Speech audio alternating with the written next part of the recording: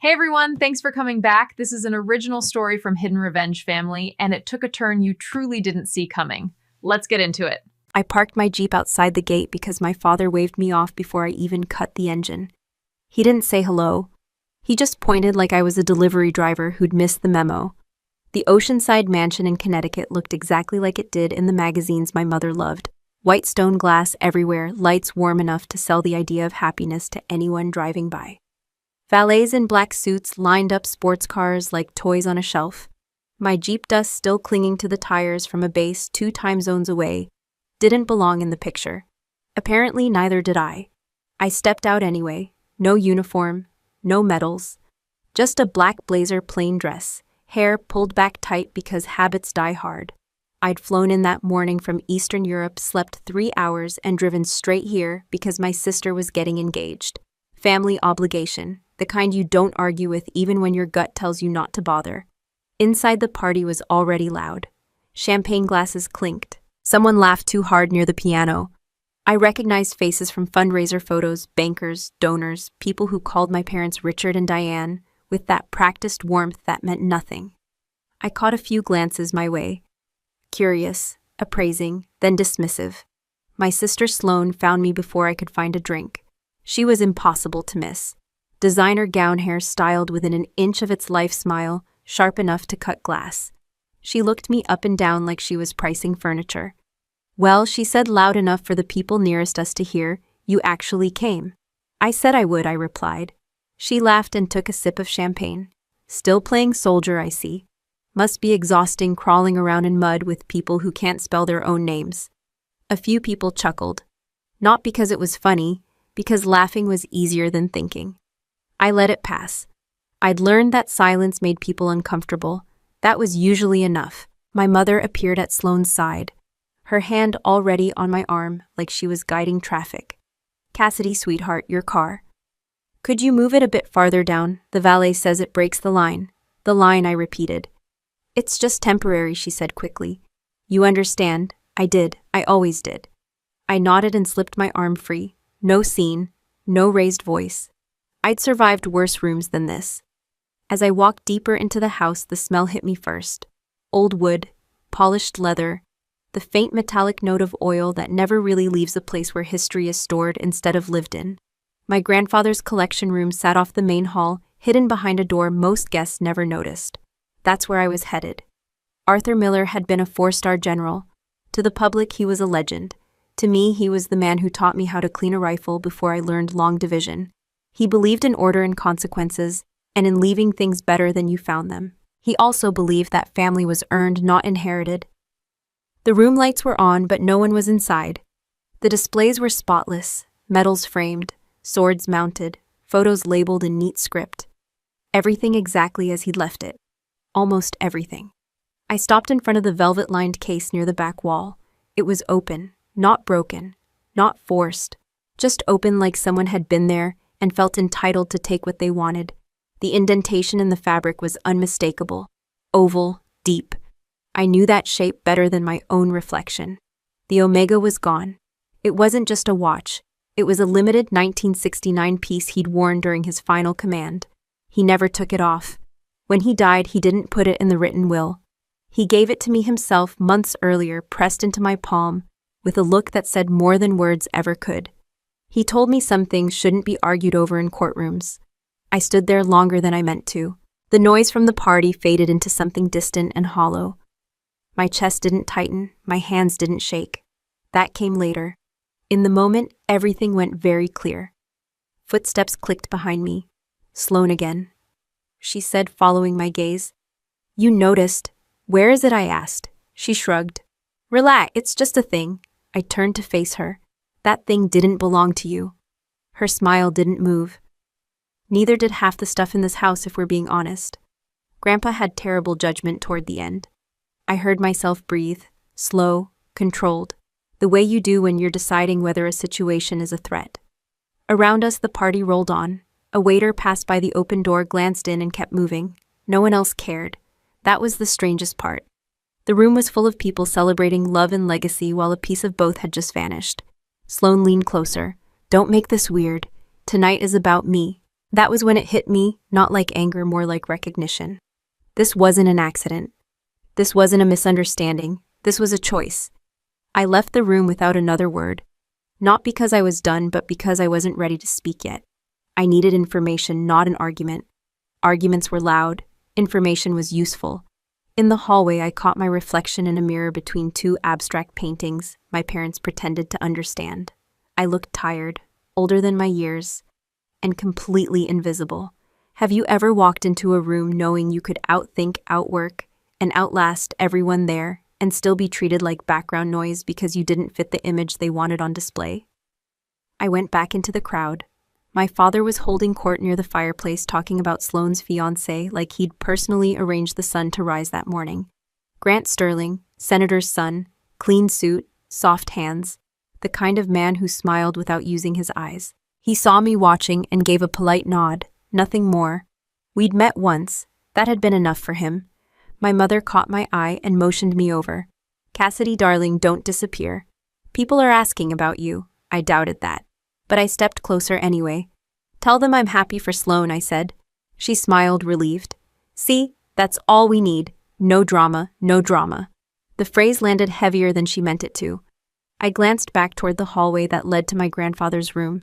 The door was still open, the empty case still visible if you knew where to look. A missing piece in a perfect display. The party music swelled, glasses raised. Laughter echoed off marble and glass. Everything looked intact from the outside.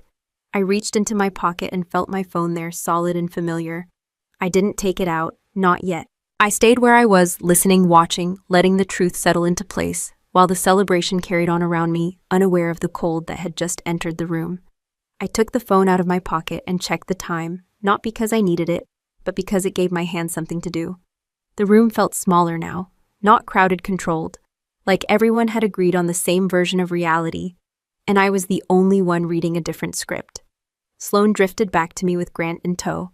He rested a hand on her lower back like a claim marker. She leaned into him, eyes bright, enjoying the attention. "You're being quiet," she said. "That's new." "I'm thinking," I replied. She laughed. "Careful, you'll strain something." Grant smiled, the polite kind people use when they don't intend to get involved. "Cassidy, right? Sloane's told me so much about you." "I'm sure she has," I said. Sloane tilted her head. "You look like you want to say something. Go on." I didn't raise my voice. I didn't glance around for an audience. "Where's the watch?" Her expression didn't change, not even a flicker. She reached into her clutch, pulled out her phone, and tapped the screen with deliberate slowness. Then she turned it toward me. "A receipt. Private sale. Verified buyer. Wire transfer confirmed. $90,000. There," she said. "Problem solved." For a second, I wondered if this was some kind of test. If she expected me to react, yell, beg, 'cause a scene she could later rewrite as proof that I was unstable. When I didn't do any of that, she looked almost disappointed. "You sold it," I said. "Yes," she replied. "I did. That wasn't yours to sell." She waved her hand. "Please. Grandpa didn't put it in the will. You just assumed it was yours because you were his favorite little tomboy." Grant shifted his weight. "Sloane, maybe?" "It's fine," she cut in. "She needs to hear this." My parents were suddenly there, like they'd been waiting for the moment. My mother's lips were tight. My father looked annoyed, not surprised. "Cassidy," my mother said, "this is not the time." "When is the time?" I asked. My father sighed. "It's an object. It was converted into cash. End of story." I looked at him. "You knew." He didn't answer. That was answer enough. Sloane stepped closer, lowering her voice. "You wouldn't even know what to do with that kind of money. You live out of a suitcase. You drive that thing outside. At least I used it for something useful." She gestured toward the garage doors through the glass wall. "Come on," she said. "I'll show you." She didn't wait for me to agree. The garage lights came on automatically, revealing polished concrete and cars spaced just far enough apart to avoid touching egos. In the center sat a Tesla Model S plaid midnight blue, still wearing temporary plates. Sloane spread her arms like she'd built it herself. "Isn't she beautiful?" Grant nodded proudly. 0 to 60 in under 2 seconds. Sloane beamed. "A necessary upgrade. Image matters." I stared at the car. "You sold Grandpa's watch to buy this. And a few other things," she said lightly. "Weddings are expensive. So is marrying into the right family."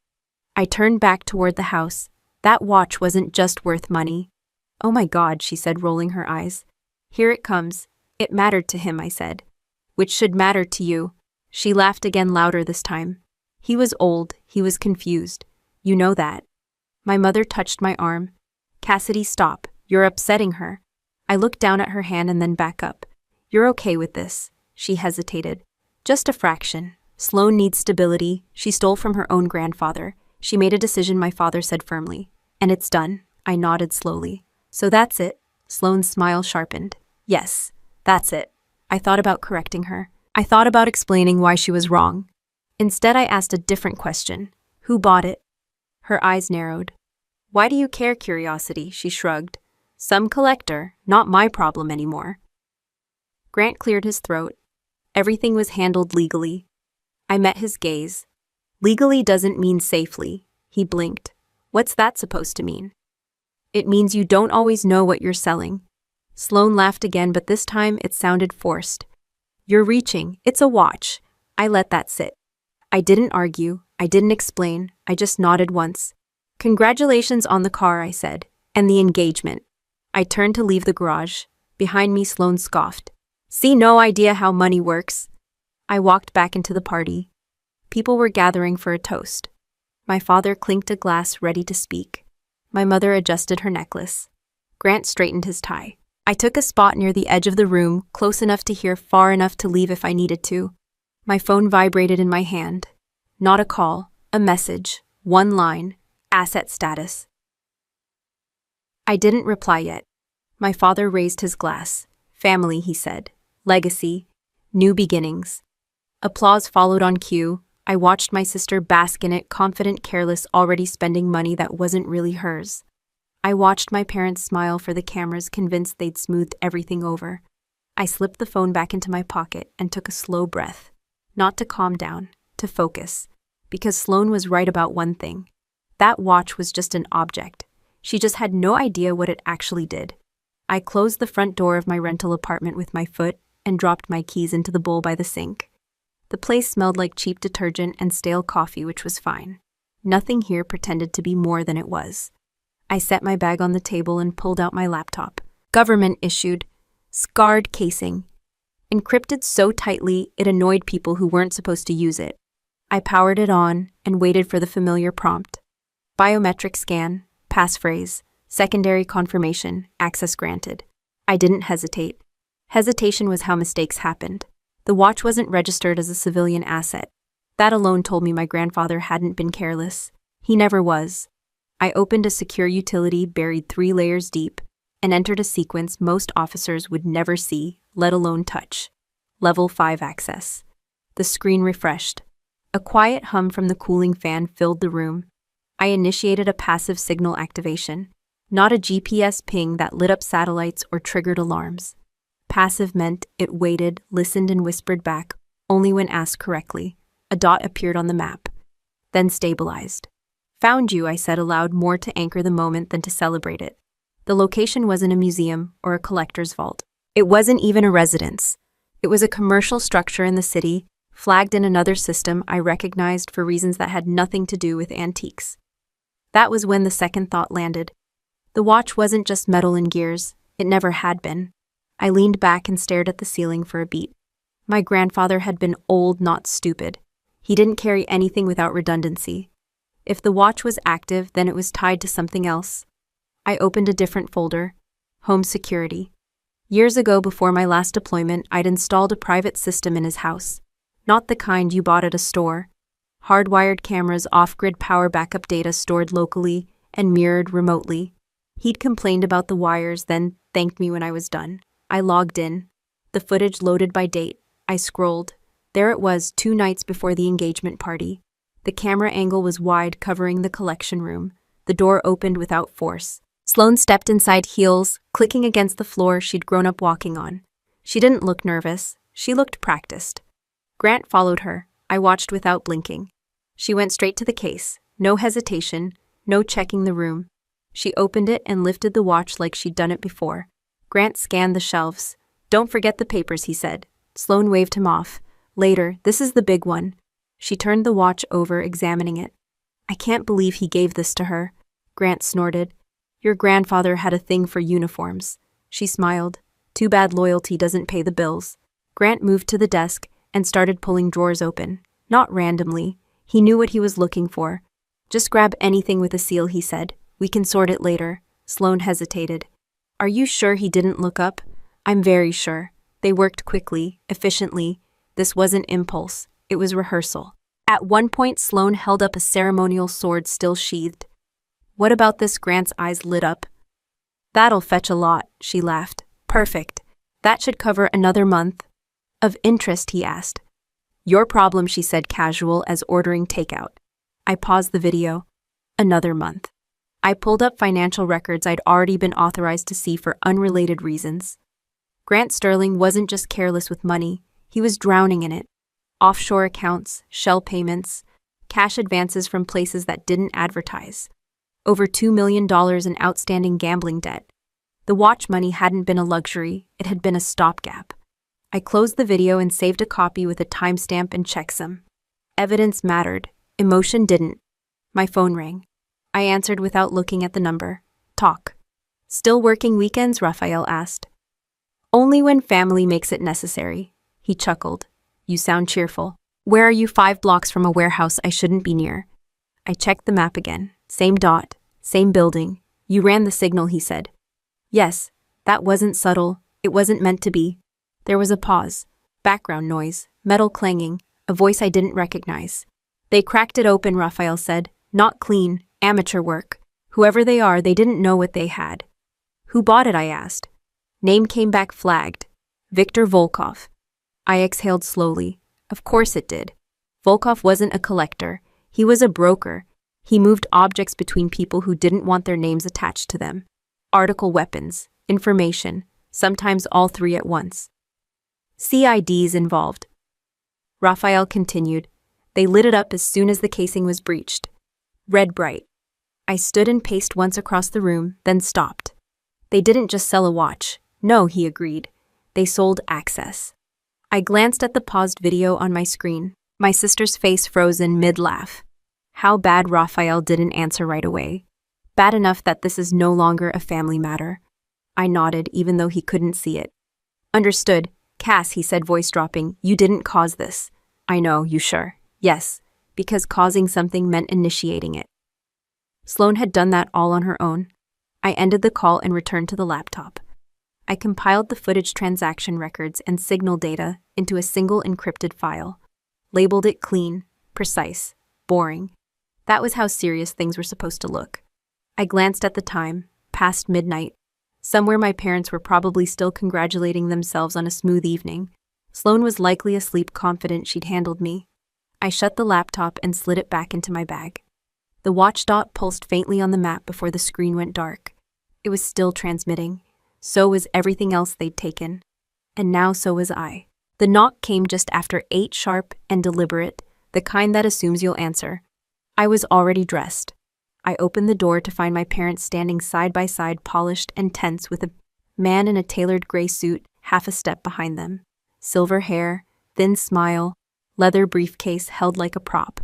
Cassidy, my mother said, eyes scanning past me into the apartment. We need to talk. The man stepped forward without waiting for an invitation. Silas Vance, he said, extending a hand. Family council. I didn't take it. You're early. We didn't want to catch you off guard, my father said, which was almost funny. I stepped aside and let them in. They sat at the small table like they owned it. Silas placed his briefcase down, carefully opened it, and slid a stack of papers forward. This won't take long, he said, if you're cooperative. I stayed standing. Start talking. Silas adjusted his glasses. Given recent concerns about your mental health, your family believes it's in everyone's best interest to formalize certain protections. My mother folded her hands. It's for you, sweetheart. I looked at the papers. Legal letterhead, dense paragraphs, familiar phrasing, power of attorney, I said. Medical and financial. Silas nodded. Temporary until a full evaluation can be completed. And if I don't sign, my father cleared his throat. Then we'll have to pursue other options, such as... My mother finally met my eyes. Involuntary treatment. There it was, clean, simple, planned. You're alleging I'm unfit, I said. Silas leaned back. Your service record includes multiple deployments. Exposure to combat stress. PTSD is well documented in cases like yours. Cases like mine, I repeated. It would be irresponsible to ignore it, my mother said softly. You've been distant, paranoid, fixated. I almost smiled, almost. Silas slid another document across the table. This is a voluntary relinquishment of any remaining claims to your grandfather's estate. Remaining, I said. Interesting word choice. My father's jaw tightened. We're trying to protect the family. By declaring me incompetent. By being realistic, my mother snapped, then caught herself. By being careful. I walked to the counter, poured myself a glass of water, and took a slow sip. I needed them comfortable, confident. People talked more when they thought they were winning. You wrote this, I said, looking at my mother. She stiffened. What? The language, I said. The phrasing? This is yours. Silas smiled thinly. Your mother is very involved. Involved, I said. Or directing. Silas didn't answer. I set the glass down and reached into my pocket. Not for the phone. For the small recorder I'd turned on before opening the door. I placed it under the table with my foot and nudged it into position. Let me get this straight, I said. You want me to sign away my rights because I objected to my sister stealing classified property. Silas frowned. We're not discussing that. Why not? Because it's irrelevant. My father leaned forward. Cassidy, if you don't sign, we will say you're unstable. We will say you're a danger to yourself. Do you know how fast that moves once it's filed? I nodded. I do. Silas tapped the papers. This doesn't have to be ugly. My mother reached for my hand. I pulled it back. You're doing this for Sloane, I said. She hesitated. She's under a lot of pressure, and you're helping her by erasing me. Silas sighed, impatience slipping through. Let's not dramatize. There's compensation involved. I looked at him. Compensation. He glanced at my parents, then back at me. Your sister has agreed to a percentage distribution once certain assets are liquidated. My father snapped Silas. Too late. I tilted my head. Which assets? Silas closed his eyes briefly, then continued. The coastal property, the land parcel in Maine. Standard procedure. And you're cut. Silas stiffened. Excuse me? You said distribution, I replied. Not inheritance. That implies a facilitator. My mother stood abruptly. Enough. Silas stood too defensive now. This is a generous offer. Sign and this all goes away. I walked back to the table and picked up the pen. Everyone relaxed just a fraction. My mother exhaled. My father straightened. Silas smiled. I didn't sign. I set the pen down. You're afraid, I said calmly. Not of me. Of what happens if I stay involved. Silas scoffed. This is your last chance to be reasonable. I leaned forward. Sloane promised you a percentage if I was removed. Silas's mouth opened, then closed. The room went very quiet. My mother's face drained of color. Silas. He recovered quickly, but not fast enough. That's not... You said it, I continued. Not in those words. But you said it. My father stared at him. Is that true? Silas adjusted his tie. We had an understanding. My mother took a step back like she'd been slapped. You told me this was about protecting the family. It is, Silas said. From litigation. I reached under the table and retrieved the recorder, holding it up where everyone could see it. Silas froze. My mother's voice was barely audible. Cassidy, put that away. No, I said. I think I'll keep it. My father looked between us, anger finally replacing annoyance. What have you done? I met his gaze, listened. Silas's composure cracked. You can't use that. I can, I replied. And I will. My mother sank back into her chair, hands trembling. You're tearing this family apart. I shook my head. I'm not the one who tried to lock me away. Silas grabbed his briefcase. This conversation is over. Yes, I said. It is. They left in silence. No apologies, no explanations. Just the sound of expensive shoes on cheap flooring. I locked the door behind them and leaned against it for a moment. Not to recover, to decide. The recorder felt solid in my hand. So did the phone in my pocket, vibrating once with a new message from a secure number. Status update required. I straightened, walked back to the table, and sat down. I sat at the table and typed one word back. Proceed. The response came almost immediately, followed by a secure call request. I accepted and put it on speaker. You escalated this fast, Raphael said. I didn't, I replied. They did. A pause. Paper rustling. Someone else breathing on the line. CID agrees, he said. Volkov isn't just a name in a ledger. He's been circling this kind of hardware for years. Hardware, I repeated. Yes, Raphael said. Not jewelry. I opened my laptop again and pulled up the location feed. The dot had shifted slightly, still inside the same building. He's not alone. No, Raphael said. And neither are you. He gave me the address of a cafe that pretended to be charming while serving terrible coffee. Neutral ground. Public enough to discourage stupidity. I grabbed my jacket and left. Volkov didn't show up, not directly. Brokers like him rarely did. Instead, I got a woman with perfect posture and a man who watched reflections instead of faces. They sat before I did. "You're Cassidy Miller," the woman said. No question. Yes, she slid a business card across the table. It had a name and a number. Nothing else. "We represent interests who recently acquired an item connected to you." "Connected," I said. "Or stolen." She smiled politely. "Purchased." "With stolen funds," I replied. "By someone who didn't own it." The man spoke for the first time. "You're making this emotional." I leaned back. "You're making it criminal." The woman folded her hands. "The item has been disassembled." I didn't react. Not outwardly. "Disassembled," I said. "When?" "Last night," she replied. "We were unaware of its secondary properties." "That's convenient," I said. "Unfortunate," she corrected. I pulled out my phone and placed it on the table. "You triggered a containment alert tied to U.S. military redundancies." The man's jaw tightened. "Just a little." "You sold access keys," I continued. "Not just to buildings, to systems." The woman's smile thinned. "Our client has no interest in conflict." "Too late," I said. "You already started one." She took a breath. "What do you want?" "The item returned," I said. "Intact. Every component, every fragment." "That may not be possible." "Then you should prepare for consequences." The man laughed softly. "You're threatening us." I shook my head. "I'm informing you." The woman studied me for a long moment. "You're not law enforcement." "No," I agreed. "I'm worse." I stood, leaving my coffee untouched. "You have one chance to mitigate damage. And if we don't, you'll be explaining to people who don't negotiate." I walked out without waiting for an answer. By the time I got back to my apartment, the alert status had changed. The system didn't use colors, it used priority codes. This one was high. My phone rang again. "This just crossed desks, it shouldn't have," Raphael said. "Defense is involved now, so is counterintelligence." "CID," I asked. "Leading," he confirmed. "MP is standing by." I closed my eyes for a second, not out of fear, out of acceptance. "This isn't internal anymore," I said. "No," Raphael replied. "It's national." I thought of Sloan smiling in that garage. Thought of my parents signing papers they pretended not to understand. Thought of Grant digging through drawers like he owned the place. "They don't know what they did," I said. Raphael's voice was steady. "Ignorance won't help them." I opened the file with Silas's recorded confession and added it to the packet.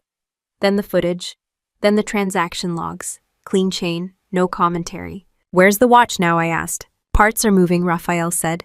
"Too late to stop the initial breach. But enough remains to trace intent." "Good. You're sure you want to be named?" he asked. "Yes," I said. "I'm not hiding." A knock hit my door. 2 quick taps. Controlled. I opened it to find Raphael himself. Jacket zipped, badge tucked away, eyes sharp.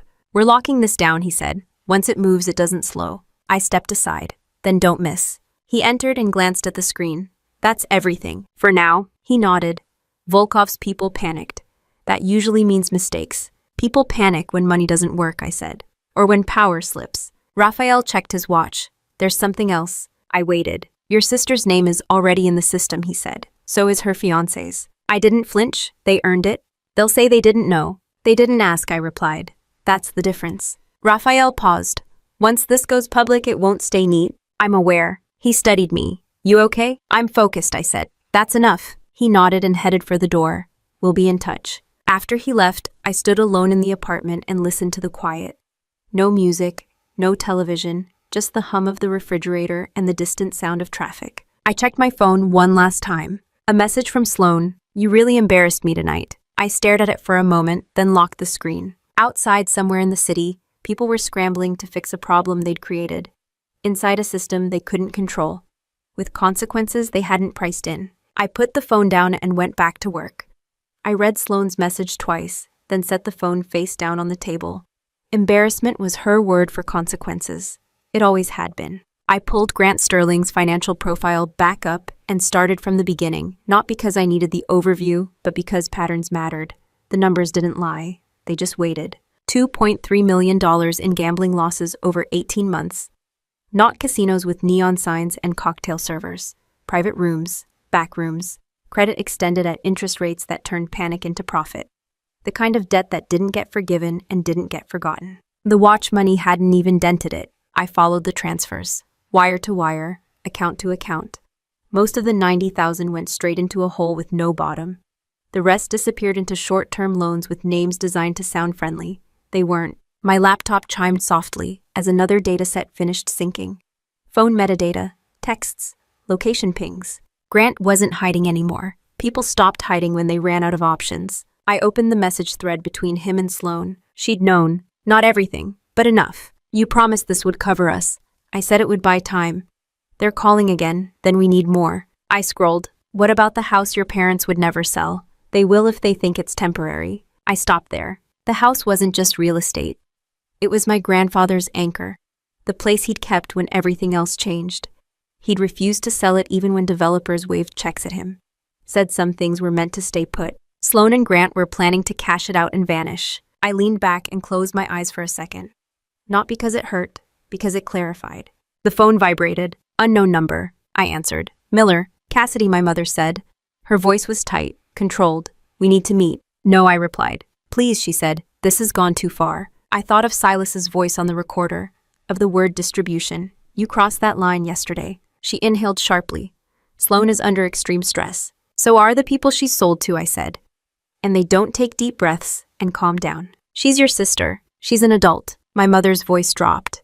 Grant made mistakes. So did she, I said. And she kept going. A pause. You're enjoying this? No, I replied. I'm finishing it. I ended the call. Another message came through, this one from Sloan. Tomorrow is my wedding. If you show up, I will call the police and tell them you attacked me. I stared at the screen. Threats were interesting. They revealed what someone thought they still controlled. I opened the case file and added the message. Time-stamped, verified. Then I pulled up the video again.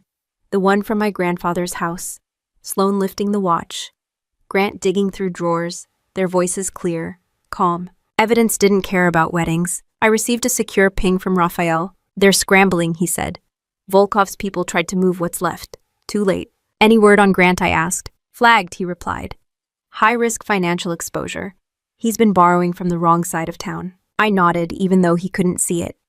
They're planning to sell the house. Raphael was quiet for a moment. That would complicate things. Not for long, I said. I closed the laptop and stood. The apartment felt smaller again, but this time it wasn't pressure. It was momentum. I pulled out a slim folder from my bag. Inside were copies of documents my grandfather had insisted I keep years ago. He'd called them insurance, said the word with a smile that meant he expected trouble from people who shared his last name. One of them was a conditional transfer of authority. Not public, not advertised. Triggered only if certain criteria were met. Breach of trust. Misappropriation of assets. Attempted coercion of an heir. All boxes checked. I sent a single message through a secure channel. Proceed to full disclosure. The response came back a moment later. Acknowledged. I checked the time. Late afternoon. Rehearsal dinner would be starting soon. Toasts, speeches. Carefully staged happiness. Sloan would be busy, distracted, confident. I packed the laptop and the folder, then paused and looked around the apartment. Nothing here mattered. It was temporary by design. I picked up my phone and typed one message back to Sloan. I won't touch you. I didn't add anything else. I didn't need to. As I stepped outside, the air felt sharper, colder, honest. I walked to my car and got in, setting the folder on the passenger seat like a reminder. The drive took me past the coastline, past houses that looked like promises and functioned like leverage. I thought about how many people confuse love with loyalty and loyalty with silence. They're not the same. At a red light, my phone buzzed again. Raphael. CID is ready, he said. Once this opens, it opens everywhere. Good, I replied. You sure about the timing? I didn't pick it, I said. They did. I ended the call and pulled forward as the light changed. Somewhere ahead, my sister was practicing her smile. My parents were rehearsing explanations. Grant was probably calculating odds like he always did. None of them were looking at the numbers that actually mattered. I was. I took a seat in the last pew and crossed my legs, careful not to let the hem of my black dress touch the polished floor. The church smelled like old wood and expensive flowers, the kind of place designed to make people feel forgiven before they asked for it. I hadn't worn a uniform. That would have made it about me. I hadn't worn anything bright either. This wasn't a celebration. It was a viewing. Heads turned when I walked in. Not many, just enough. People recognized faces like mine from news segments and donor dinners. They couldn't place me, which made them uneasy. Sloan stood at the altar, radiant and perfectly rehearsed. The dress fit her like it had been tailored to hide consequences. Grant stood beside her, shoulders back, jaw tight, eyes darting the way they always did when he was counting exits. My parents sat in this front row. My mother dabbed her eyes, playing the role she'd practiced for weeks. My father stared straight ahead, jaw set, as if posture alone could hold the day together. An usher leaned down and whispered something to Sloan. Her head turned slightly, our eyes met. Her smile faltered for half a second. Then it came back sharper. She leaned toward Grant and whispered. He glanced over his shoulder, spotted me, and froze. Not fear, recognition.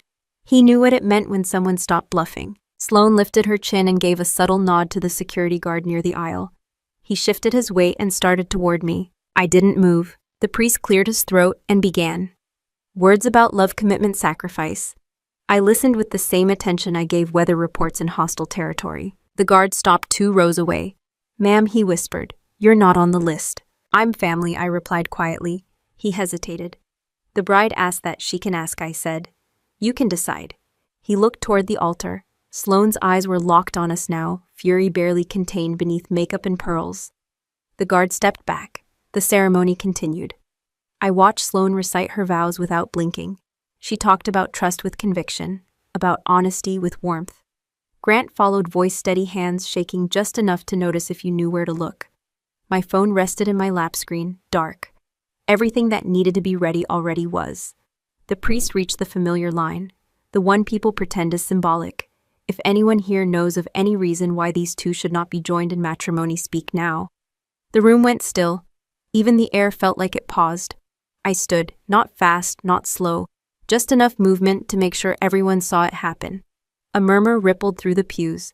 My mother twisted around in her seat, eyes wide. My father half rose, then sat back down like gravity had finally found him.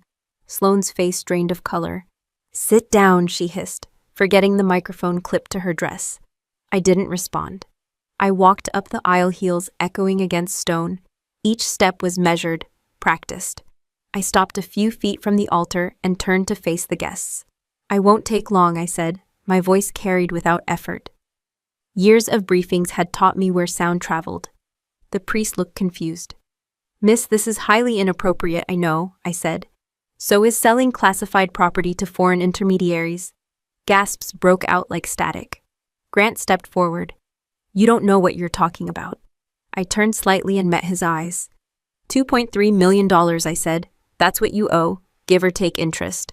He flinched. Sloane laughed sharp and brittle. This is a joke, she's unstable. I reached into my bag and pulled out the iPad. I handed it to the technician running the projector. He looked at it, then at me. Plug it in, I said. He hesitated, glanced at the altar, then did it. The screen behind Sloane flickered. The first image appeared. A receipt, clean, clear, private sale, $90,000. Sloane screamed, "Turn that off!" The technician froze. The next image replaced it. Video footage. My grandfather's collection room. Sloane's voice filled the church. He was old, he won't notice. The room erupted. Whispers turned into shouts. Phones came out. People leaned forward like they were watching something they'd paid for. Grant lunged toward me. I didn't move. He stopped short, inches away when he saw my expression. Not anger. Assessment. Security stepped in, then hands on his chest, pulling him back. He struggled, then stopped. Sweat beaded at his hairline. My father stood. This is a private family matter. I turned and looked at him. You tried to have me declared incompetent. Silence slammed down hard. My mother sank back into her seat. Sloane shook her head violently. It was a gift. He gave it to me. The next clip played. Her voice again, clearer this time. Just sell the sword next. That should cover another month. Grant's name followed, tied to a transaction log. The priest stepped away from the altar, pale. I'm calling this off. Sloane screamed, raw and unfiltered. You can't do this. I stepped back and faced the crowd. I didn't. They did. Sirens cut through the noise outside, distant at first, then closer. Blue and red light flashed through stained glass, painting the walls in colors no one had planned for. The church doors shook once, then opened. Heavy boots hit stone in perfect rhythm. 12 military police officers moved in, weapons down, but ready. Behind them, federal agents spread out badges, visible expressions blank. The room exploded into chaos. People stood, shouted, scrambled for exits that were suddenly blocked. Cameras flashed. Someone dropped a glass that shattered loud enough to cut through everything. The MP commander stepped forward. Gray hair, calm eyes. He didn't look at the altar. He walked straight to me. He stopped, stood tall, and saluted. Colonel Miller, he said. We have secured the assets and locked down the site per CID directive. Sloane let out a sound that wasn't quite a scream. No, no, no, no, the commander turned to her and Grant. Sloan Miller, Grant Sterling, you are under arrest. Grant's knees buckled. Sloan thrashed as cuffs closed around her wrists, white satin tearing under pressure. This is insane. She's lying. The commander's voice didn't change. You sold strategic U.S. military property to a foreign broker. He nodded to an agent who read the charge without emotion. Treason. The word echoed longer than anything else had that day. I stepped back as they led her away, veil slipping, mascara streaking, eyes wild. The guests stood frozen, their perfect afternoon dismantled piece by piece.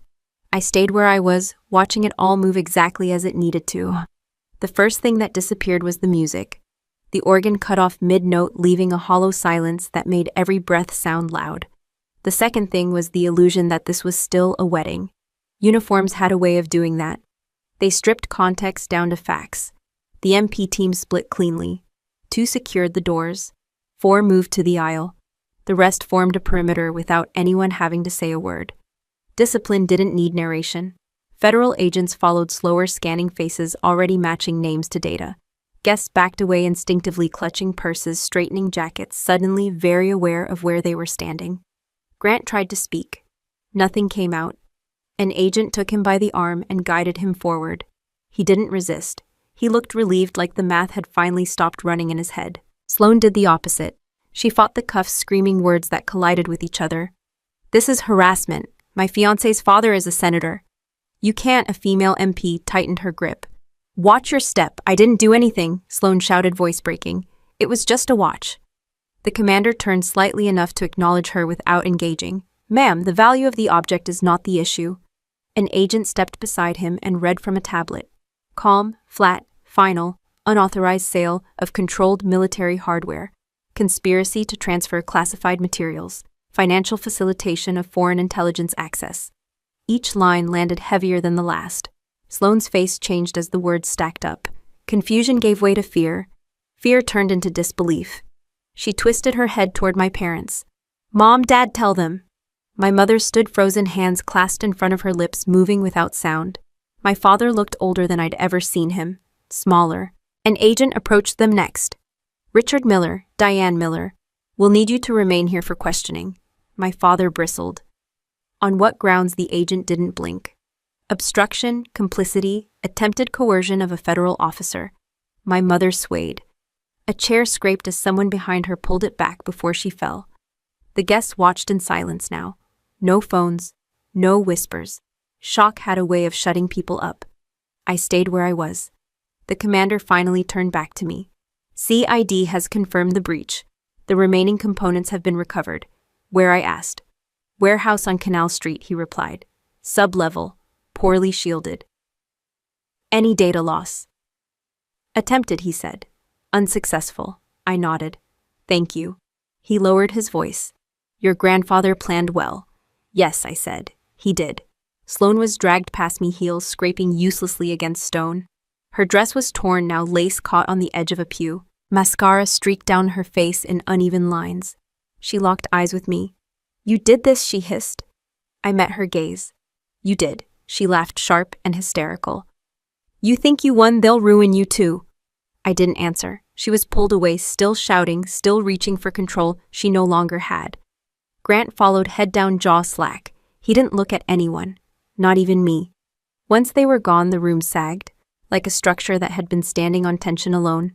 The priest stood near the altar, hands shaking. I don't know what to say. No one does, I replied. An agent approached me with a clipboard. Colonel Miller will need your statement. You'll have it, I said. Everything is documented. He nodded. We're aware. Outside, the sirens died down, replaced by the low hum of engines and radios. News vans were already lining the street. Someone always tipped them off. Sometimes justice did. I turned toward my parents. My mother looked at me like she didn't recognize my face. How could you do this to us? I answered without raising my voice. You tried to have me committed.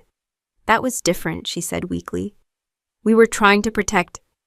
You were trying to control, I said. There's a difference. My father stepped forward. Cassidy, listen to me. We can fix this. I shook my head. No, you can't. An agent cleared his throat. Sir, please remain where you are. My father opened his mouth, then closed it. He sat down. The commander gave me a final nod. We'll be in touch. I I watched them move through the church one last time, methodical, efficient, leaving nothing to chance. When they were gone, the space felt too big. People started to move again, quietly, carefully. No one looked at me directly now. They didn't know where to place me in the story they'd just witnessed. I walked down the aisle alone, past fallen programs and a bouquet crushed under a pew. At the doors, I paused and looked back once.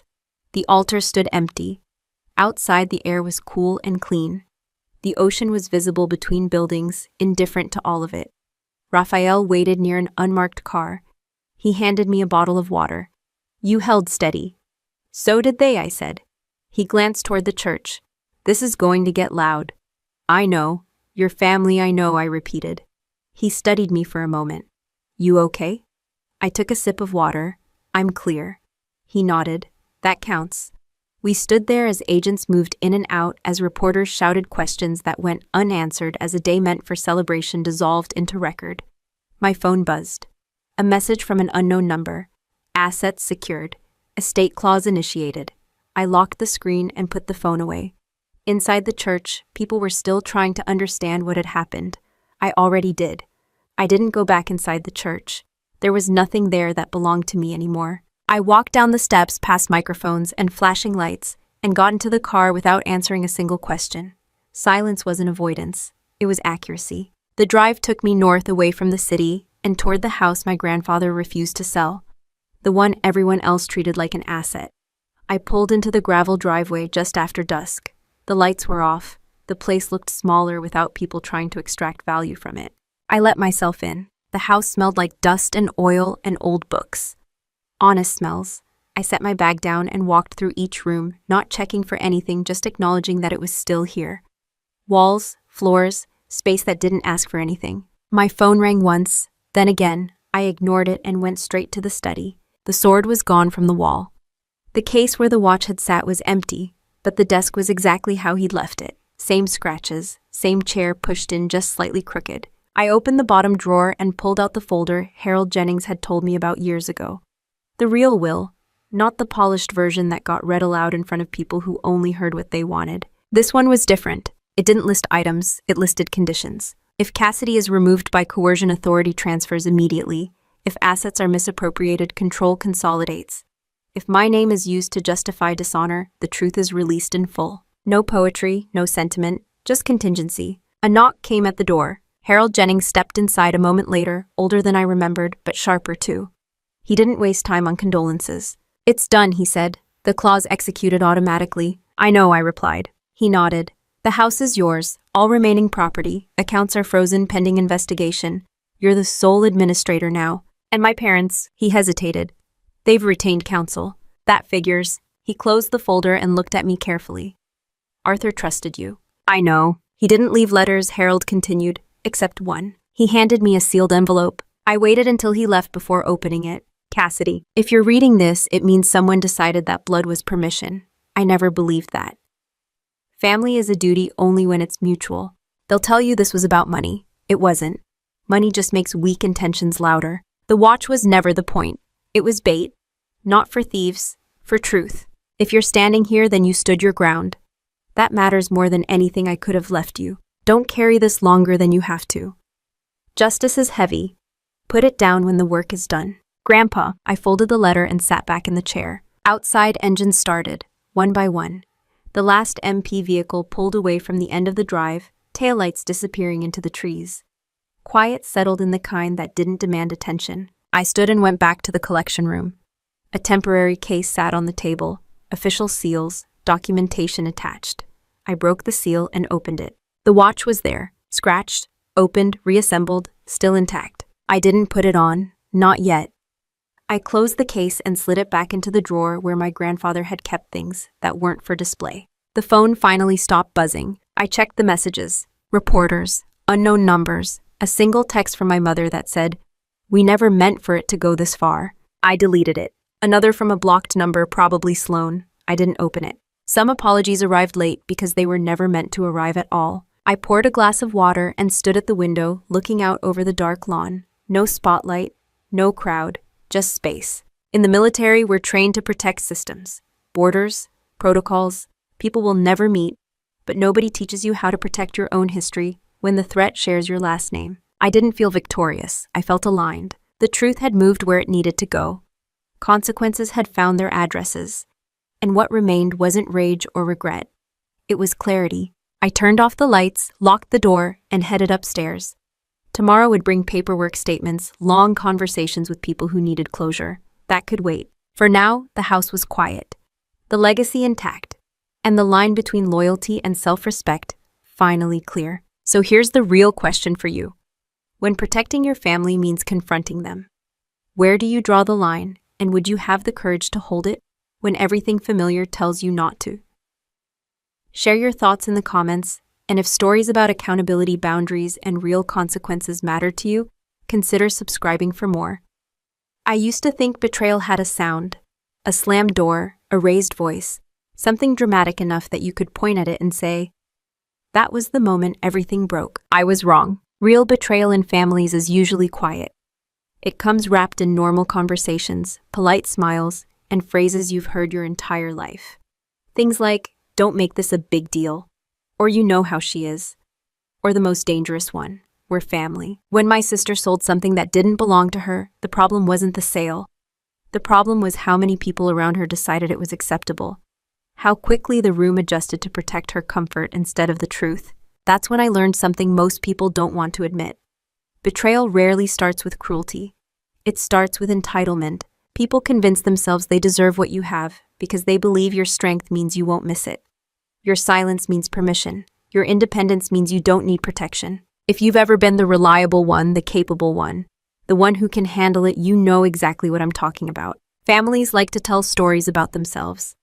And when you don't fit the story they want to tell the world, they don't change the story. They change how they see you. That's why the warning signs are subtle. It starts when they joke at your expense in front of others and call it humor. When your accomplishments are minimized because they don't match the image the family sells. When you're asked to stay quiet so things look smooth from the outside. You feel something's off, but you tell yourself you're being sensitive. You don't want to be that person. You don't want to disrupt the peace. Here's the truth most people learn too late: peace that requires your silence isn't peace. It's control. One of the biggest mistakes people make is waiting for betrayal to look obvious, waiting for it to feel undeniable.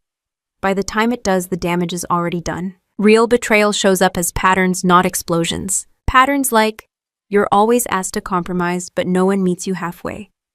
Your boundaries are treated like inconveniences.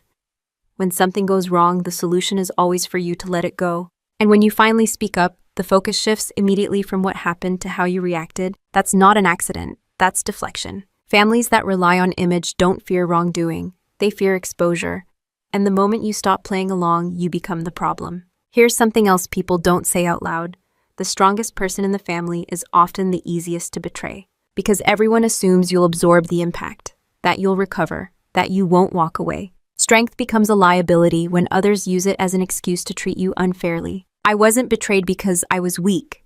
I was betrayed because they thought I was strong enough to tolerate it. Once you understand that, the guilt starts to lose its grip. You stop asking, "What did I do wrong?" and start asking, "Why am I expected to carry this?" Another hard truth: family betrayal doesn't always come from hatred. Sometimes it comes from fear. Fear that you won't need them. Fear that you see through them. Fear that your integrity exposes their shortcuts. When people feel threatened, they don't always attack directly. Sometimes they undermine, they label, they try to discredit your judgment so they don't have to confront their own behavior. That's why accusations like, "You're overreacting," or "You've changed" show up right when you start holding your ground. Those words aren't observations, they're warnings. They mean the old rules no longer work on you. So how do you recognize betrayal without losing yourself in anger or self-doubt? You ask better questions. Not, "Why would they do this to me?" but "If this were anyone else, would I accept this behavior?" Not, "Am I being too harsh?" but "What standard am I being asked to abandon?" You also learn when to stop explaining. Explanation feels productive. But in toxic family dynamics, it's often just fuel. People who benefit from misunderstanding you have no incentive to understand you better. Clarity doesn't come from saying more. It comes from saying less and standing firmer. That doesn't mean becoming cold or cruel. It means recognizing that protecting yourself isn't an act of aggression. It's an act of self-respect. You don't owe access to people who misuse it. You don't owe trust to people who exploit it. And you don't owe silence to people who depend on it. Betrayal doesn't define you, but how you respond to it shapes the rest of your life. You can spend years trying to earn fairness from people who profit from denying it. Or you can accept what their behavior already told you and act accordingly. That choice isn't easy, it's lonely, and it often comes with consequences. But here's what I've learned: losing the approval of people who require your self-betrayal is not loss, it's relief. If you're listening to this and something feels familiar, pay attention to that. Your instincts don't need permission. The moment you stop pretending everything is fine is the moment you give yourself a chance to be. For a long time, I thought boundaries were something you set after things went wrong, like a consequence, like a punishment, something you used when you were angry or done with people. That belief almost ruined me, because when you see boundaries as punishment, you hesitate to use them. You wait until you're exhausted. You negotiate them. You explain them. And by the time you finally draw the line, you're already bleeding. Here's what I learned the hard way: boundaries aren't punishment. They're maintenance. They're not about controlling other people. They're about controlling what you allow into your life. Most people raised in complicated families don't struggle with knowing where their boundaries are. They struggle with believing they're allowed to enforce them, especially when the people crossing the line share your last name. Families love to blur the definition of love. They mix it with obligation, guilt, and history. They teach you that saying no is selfish, that distance is cruelty, that compliance is maturity. That's not love, that's conditioning. Real boundaries don't sound dramatic. They sound boring, almost disappointing. I'm not comfortable with that. That doesn't work for me. I'm not discussing this. No insults, no explanations, no performance. And that's exactly why people who rely on your compliance hate boundaries. They can't argue with something that doesn't engage. When I finally stopped explaining myself, people accused me of changing. They weren't wrong. What they meant was that I stopped being available for manipulation. Here's something important to understand: when you set a boundary, the reaction you get tells you everything you need to know about the relationship. Healthy people may feel disappointed, but they adjust. Unhealthy people escalate. They guilt trip, they gaslight, they rewrite history, they attack your character. Not because your boundary is unreasonable, but because it threatens the role they assigned you. If your role was the fixer, your boundary feels like abandonment. If your role was the buffer, your boundary feels like betrayal. If your role was the quiet one, your boundary feels like rebellion. That's why boundaries often trigger emotional overreactions. They expose systems that only worked when one person absorbed the cost. And here's the part most people don't want to hear. If your boundary causes a relationship to collapse, the relationship was already broken. You just stopped holding it together by yourself. Setting boundaries doesn't make you heartless. It makes you honest. And honesty feels aggressive to people who depend on your silence. Another mistake people make is thinking boundaries need consensus. They don't. You don't need agreement to protect yourself. You don't need permission to disengage. And you don't need to convince anyone that your reasons are valid. Your comfort is not a group decision. One of the hardest boundaries to accept is emotional distance. Not yelling, not cutting someone off dramatically, just stepping back, limiting access, letting conversations end sooner, sharing less. For families used to unlimited access to you, that feels like punishment.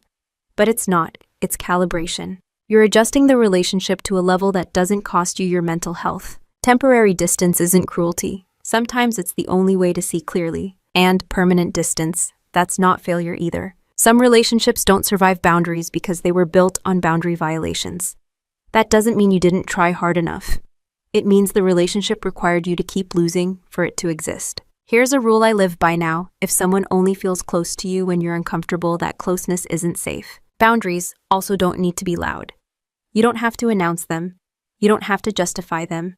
You just enforce them consistently. Consistency is what makes boundaries real. Not ultimatums, not speeches. Consistency. Say no once, then say it again, then stop responding when the pressure starts. Silence used intentionally is not avoidance. It's refusal to participate in dysfunction. People often ask, but what if they never change? That question misses the point. Boundaries aren't about changing them. They're about protecting you regardless of what they do. If someone grows because of your boundary, that's a bonus, not the goal. The goal is to stop sacrificing your peace to keep others comfortable. I used to believe that love meant enduring, that loyalty meant staying, that forgiveness meant access. I don't believe that anymore. Love can exist without proximity. Loyalty can exist without obedience. Forgiveness can exist without reconciliation. You're allowed to care about people you no longer trust with your inner life. You're allowed to step back without hating anyone. And you're allowed to build a life that doesn't revolve around managing other people's reactions. Boundaries don't make you cold. They make you safe. And once you experience what safety feels like, you stop mistaking chaos for connection. If you're struggling with guilt right now, ask yourself this one question. If someone I loved were in my position, would I tell them to keep tolerating this, or would I tell them to protect themselves? Your answer already knows what to do. You just have to let it lead. For a long time, I thought justice would feel loud. I imagined relief that came with a rush, closure that felt like triumph. A moment where everything finally made sense and the pain balanced itself out. That's not what happened. Real justice is quiet. It doesn't announce itself. It doesn't ask for witnesses. It shows up when you stop needing to prove anything. Most people confuse justice with revenge because both involve consequences. But they come from very different places. Revenge is emotional. It needs validation. It wants the other person to feel what you felt. Justice is procedural. It's rooted in truth, boundaries, and follow-through. It doesn't care how anyone feels about it. That distinction matters because one keeps you tied to the harm, and the other lets you leave it behind. Revenge keeps the story alive. Justice lets it end. I didn't feel victorious when everything collapsed. I felt finished. That's how I knew it was justice.